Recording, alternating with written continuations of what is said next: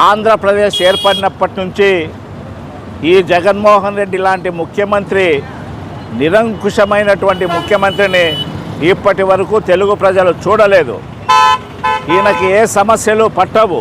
వాళ్ళు ఏమడుగుతున్నారు? ఒకవైపు సుప్రీంకోర్టు తీర్పిచ్చింది, సమాన పనికి సమానమైన వేతనం ఇవ్వాలని చెప్పేసి.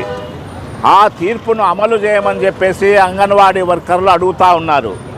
నువ్వు ఎన్నికల మేనిఫెస్టోలో అంగన్వాడీలకు నేను అధికారంలోకి వస్తే 26,000 రూపాయల వేతనాన్ని పెంచుతామని చెప్పేసి నీ మేనిఫెస్టోలో ప్రకటించినటువంటి దాన్నే ఇవాళ అంగన్వాడీ వర్కర్స్ అడుగుతూ ఉన్నారు. ఇవన్నీ కొంతమంది కోరికలు కాదు. ఇవాళ వాళ్ళ కోరికలు నెరవేర్చకుండా నిరంకుశంగా వాళ్ళ పట్ల నీచాతినీచితంగా వ్యవహరిస్తూ ఉన్నారు. జీతాలను దీక్షలో పాల్గొంటున్నారని చెప్పేసి 3,000 కట్ చేసి దీక్ష చేసినటువంటి దినాలకు కట్ చేసి